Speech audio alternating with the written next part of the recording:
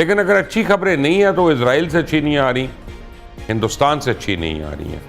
میں آپ کو بتاتا ہوں کہ ٹائمز آف اسرائیل نے ایک آرٹیکل لکھا، اور ٹائمز آف اسرائیل کا یہ دعویٰ ہے، یہ ان کا دعویٰ ہے، میں یہ کہہ رہا ہوں آپ کو۔ وہ کہتے ہیں کہ جنگ بندی ہو جائے گی غزہ کے اندر، حماس کی قیادت جو ہے جلا وطن ہوگی، 4 عرب ممالک جو ہیں وہ غزہ کا کنٹرول سنبھالیں گے، آنے والے دنوں میں سعودی عربیہ اور شام جو ہیں وہ اسرائیل کو تسلیم کریں گے، مقبوضہ مغربی کنارہ اسرائیل کا ہوگا اور اسرائیل فلسطینی ریاست کو تسلیم کرے گا۔ اسرائیل فلسطینی ریاست کو تسلیم کرے گا اور جتنے اسرائیل کے اغوا شدگان ہیں ان کو رہا کیا جائے گا۔ دوسری جانب ایران کو کم از کم $30 بلین کی آفر ہوئی ہے اگر وہ اپنی جو انرچ یورینیم ہے اس کو کسی اور تھرڈ کنٹری میں رکھوا دیتا ہے۔ رشیا نے آفر کیا کہ یہ ہمارے پاس آپ رکھوا لیں، تو ایران جو ہے اس کے لیے بڑی آسانیاں ہو سکتی ہیں اگر آج وہ یہ فیصلہ کر لے۔ لیکن ایران کے جو سپریم لیڈر ہیں جناب خامنائی صاحب، انہوں نے کہا نہ ہم جھکیں گے، نہ گریں گے، نہ ہم کسی کے زور میں آئیں گے۔ تو اس کا مطلب ہے کہ ایران نے ابھی تک اس کے متعلق کوئی مثبت فیصلہ نہیں کیا۔ تو کیا اسرائیل دوبارہ جنگ کر سکتا ہے؟ تڑیاں تو دے رہا ہے، بار بار لوگوں کو کہہ رہا ہے کہ جی نیوکلیئر ایسٹس ان کے سیف ہیں، محفوظ ہیں۔ پہلے کہتا تھا ہم نے تباہ کر دیا، پھر امریکہ نے بھی کہا ہم نے تباہ کر دیا، لیکن اب وہ کہہ رہی ہیں کہ نہیں وہ تو بچ گئی ہیں۔ تو اس کا مطلب ہے کہ ایک اور حملے کی تیاری کی جا رہی ہے۔ کچھ اسی طرح کی خبریں ہندوستان سے آ رہی ہیں کہ ہندوستان جو ہے باقاعدہ وار فوٹنگ کے اوپر دوبارہ پاکستان کے اوپر حملہ کرنا چاہ رہے ہیں۔ پہلے لوگوں کی پیشن گوئی تھی، اندازہ تھا کہ اکتوبر کے آخر میں یہ حملہ متوقع ہے کیونکہ نومبر میں بہار کے الیکشنز ہونے ہیں۔ لیکن اب جو انٹیلیجنس کی خبریں آ رہی ہیں وہ یہ ہے کہ انڈیا جو ہے وہ تقریباً اگست کے وسط میں یا اگست کے آخر میں پاکستان کے اوپر دوبارہ حملہ کر سکتا ہے، اور اس کے کئی طریقہ کار ہوں گے۔ ان کا یہ خیال ہے کہ مانسونز شروع ہوئی ہوں گی اور وہ ایک دم سے پانی کھول دیں گے سارے کا سارا۔ تو آپ کو پتہ ہے مانسونز میں جب پانی کھولا جاتا ہے تو یہاں پہ سیلاب ہوتا ہے، اور فوج جو ہے وہ ہماری پوری کی پوری فلڈ ریسکیو میں لگ جاتی ہے، لوگوں کو نکالنے کے لیے، بچانے کے لیے، املاک کو بھی بچانے کے لیے۔ تو ان کا خیال ہے کہ وہ ٹائم آئیڈیل ٹائم ہے کہ جس وقت پاکستان کے اوپر حملہ کر سکیں۔ اس بار ہی ان کا خیال ہے کہ وہ حملہ کریں گے ڈرونز کے ساتھ اور میزائلز کے ساتھ، اور اپنی ایئر فورس کو سامنے وہ فرنٹ لائن پہ نہیں لانا چاہتے کیونکہ ان کا خیال ہے کہ ابھی بھی ان کی ایئر فورس انفیریئر ہے۔ بہرحال 3 بڑے امپورٹنٹ لوگ میرے ساتھ موجود ہیں۔ جلال الفرا فلسطینی صحافی ہیں، مرتضیٰ نگری صحافی ہیں، ایران کے اندر موجود ہیں، اور بریگیڈیئر مسعود احمد خان ریٹائرڈ دفاعی تجزیہ کار ہے۔ آپ تینوں حضرات کا بہت بہت شکریہ۔ مرتضیٰ آپ سے شروع کرتے ہیں، جو ٹائمز آف اسرائیل میں جو آرٹیکل آیا ہے کہ حماس کو جلا وطن کر دیا جائے گا، فلسطین کی ریاست کو تسلیم کیا جائے گا اور اسرائیل کو باقی عرب ممالک بھی تسلیم کر لیں گے، آپ کی اطلاعات کیا ہیں؟ دیکھیے، میں نے آج ایک تصویر دیکھی جی، جس طرح سے تہران کا جو میدان اسکوائر ہے وہاں پر ہر جو ان کی ڈیولپمنٹ ہوتی ہے اس کی ایک تصویر لگتی ہے، بڑا سا پینافلیکس لگتا ہے، بڑا بینر لگتا ہے جس کے اوپر ہر روزانہ کی ڈیولپمنٹ کے حوالے سے وہ ایک بینر لگاتے ہیں۔ کبھی حماس کے رہنماؤں کی تصویر لگاتے ہیں ان کی شہادت پہ، کبھی اپنے رہنماؤں کی، جو بھی اس طرح کی چیزیں ہوتی ہیں۔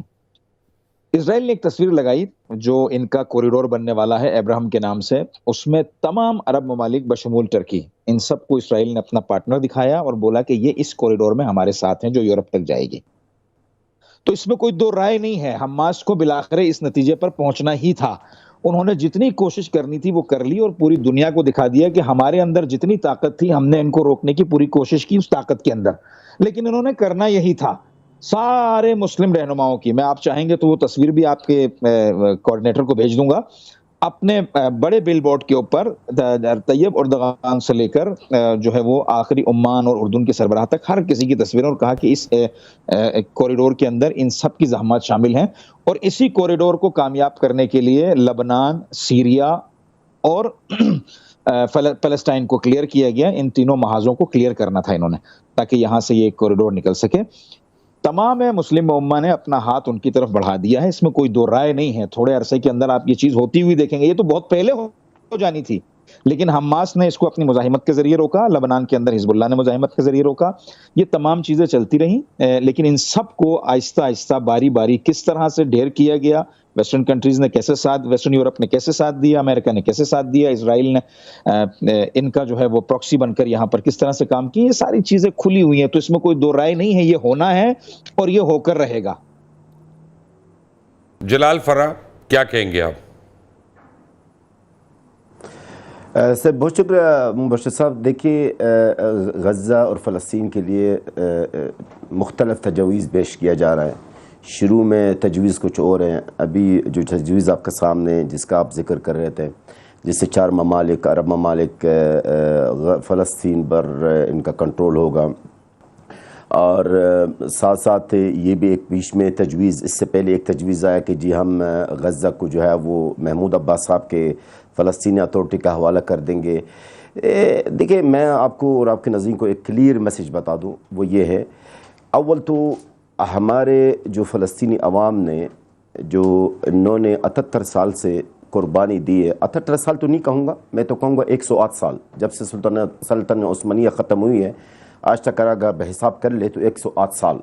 और अभी रिसेंटली जो आपके सामने 20 महीने का जो गज़ा के अवाम के ऊपर, फ़लस्तीनी अवाम के ऊपर जो क़यामत, जो जहन्नम, जो कत्ल आम, मेरे ख़्याल में ये इतना कुर्बानियाँ देने के बाद मेरी आवाम, जहाँ तक मैं अपने आवाम की साइकोलॉजी समझता हूँ, हम किसी को फ़लस्तीन से बाहर, किसी को भी फ़लस्तीन से बाहर कबूल नहीं करेंगे। मतलब जो भी हुक्मरानी करेगा फ़लस्तीन पर, फ़लस्तीनी अवाम इनको कबूल नहीं करेगा अगर वो फ़लस्तीन से बाहर है। और बाकायदा ये वहाँ के हमारे मकामी जितनी भी पार्टीज़ हैं, हम सिर्फ हमास का जिक्र नहीं करेंगे क्योंकि वहाँ पर जो मुज़ाहमती तंजीम है वो सिर्फ हमास नहीं है, और भी तंजीमें हैं, और भी पार्टीज़ हैं, और भी है जो मुज़ाहमती तंजीम है। तो सबका एक राय है, जो भी आएगा बाहर से, चाहे वो अरब हो चाहे वो अजम है, अगर वो बाहर से आएगा तो हम उसको, इनको ट्रीट करेंगे एक काबिज़ की तरह, जिसराइल की तरह है। तो मैं नहीं ख्याल में आप किसी अवाम पर, जिस अवाम ने इतने सब कुछ बर्दाश्त किए हैं, कि आप इनके ऊपर किसी और को लाकर मुसल्लत करेंगे, ये मेरे ख्याल में ये मुमकिन नहीं है। फ़लस्तीनी अवाम इतना, अगर इतना नरम होता ना तो ये 20 महीने में ये सरेंडर कर लेता, क्योंकि मेरी आवाम ने मुबश्शिर साहब जो बर्दाश्त किया ना, मैं हमेशा हर प्रोग्राम में कहता हूँ, मेरे आवाम ने जो बर्दाश्त किए, मेरी कौम ने, यकीन करे अगर बत्तर होता ना, बत्तर वो भी पिघल जाता है, बहार होता है वो भी टूट जाता है। तो मेरे ख्याल में ऐसा तो नहीं है कि वो आखिर में हमें इमारात या अरब या इजिप्ट या कि और की हवाला कर देंगे। ये बिल्कुल कबूल नहीं है फ़लस्तीनियों को। एक तो ये हाँ, हमें कबूल है कि हमारी अपनी कोई हुकूमत फ़लस्तीनी हो, XYZ, चाहे वो फतह हो, चाहे वो हमास हो, चाहे वो नस्ल महाज हो, जितनी भी पार्टीज़ है, चाहे वो इलेक्शन हो, ये इस पर हम एग्री है। बाकी रहा सवाल, एक चीज़, पॉइंट आपने जो कहा था ना कि हमास को जो जलाए वतन भी किया जा रहा है, ये बिल्कुल, ये भी तजवीज़ मौजूद है। असल बात ये ना मुबश्शिर साहब, हमास अब वो हमास नहीं रही, टू बी फ्रैंकली। अब मैं तो हमेशा हर प्रोग्राम में हमास का हामी रहा हूँ और हमास की दिफा करता रहा और करता रहता हूँ और करता रहूँगा इंशाल्लाह। लेकिन एक सच, जैसा आप कहते हैं कि ना खड़ा सच, एक सच है, एक हकीकत है कि इस वक्त हमास वो हमास नहीं रही है, गज़ा के अंदर है। हमास की क़यादत ख़त्म हो चुकी है, जो आला क़यादत है हमास के, वो ख़त्म हो चुकी है। इस्माइल हनिया साहब शहीद हुआ, अल-आरूरी साहब जो है, सालेह अल-आरूरी साहब शहीद हुआ है, ये हसन सिनवार साहब शहीद हुआ है, मोहम्मद सिनवार शहीद हुआ, मोहम्मद उद्दीफ शहीद हुआ। अभी कौन बचे? यही दो हैं जो नाम है, एक यहया अल-हैया साहब है और एक खालिद मिशाल साहब है।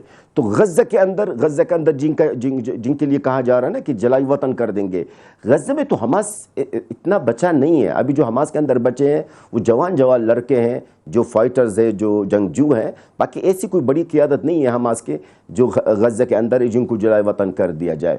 और अगर मैं आपको एक बात और मैं ऐड करना चाहता हूँ, मैं लंबा टाइम नहीं रहा हूँ। देखिए वैसे देखा जाए इस वक्त अब गज़ा इसराइल के लिए ख़तरा नहीं है मुबश्शिर साहब। अब गज़ा, अगर कोई कहे कि गज़ा आने वाले वक्त में इसराइल के लिए ख़तरा होगा, मैं बिल्कुल नहीं है, मैं नहीं समझता हूँ।